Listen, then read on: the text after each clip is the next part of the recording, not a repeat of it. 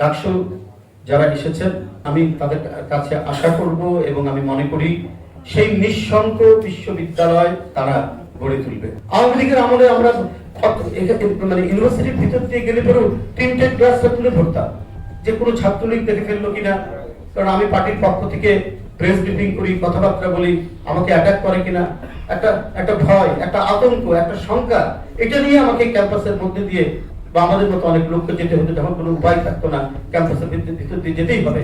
তো সেই সময় আমাদের এই ভয় ভীতিগুলো কাজ করেছে। 5ই আগস্টের পর থেকে কিন্তু আর করে। ডাকসু যারা এসেছেন আমি তাদের কাছে আশা করব এবং আমি মনে করি সেই নিঃশঙ্ক বিশ্ববিদ্যালয় তারা গড়ে তুলবে। হতে পারে তার রাজনৈতিক মতামত যাই থাকুক না কেন, সে যে চিন্তারই লোক হোক না কেন, এই যে সামগ্রিক একটি অর্জন, কমপক্ষে আপনার ন্যূনতম একটা জায়গায় তো আমরা একসাথে দাঁড়িয়েছিলাম।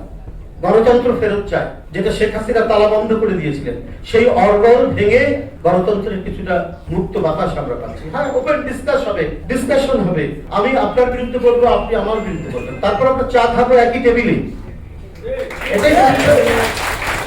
এটাই তো হচ্ছে ডেমোক্রেসির বিউটি। এবং সেটা শুরু হবে ক্যাম্পাস থেকে, বিশ্ববিদ্যালয় থেকে, কারণ সমাজের আলোকিত অংশ তো হচ্ছে ছাত্ররা। এটা আমরা সবসময় শুনে এসেছি। তারা সেই পথ দেখাবে, তারা সেই পতাকাটা তারা ধারণ করবে। 50-এর দশকে সেখানকার সামরিক ডিক্টেটরকে সরাতেই পারে না। যখন ছাত্রদের মধ্যে ঐক্য হলো ভেনেজুয়েলা বিশ্ববিদ্যালয়ে, আমি ভেনেজুয়েলা বিশ্ববিদ্যালয়ের সেই আন্দোলনের কথা, কয়েকদিন 1958 সালের কয়েকদিনের মধ্যেই আপনার সেই সামরিক ডিক্টেটরশিপ উচ্ছেদ হয়ে গেল সেখান থেকে। পৃথিবীর বিভিন্ন জায়গায় সেই দৃষ্টান্ত আছে।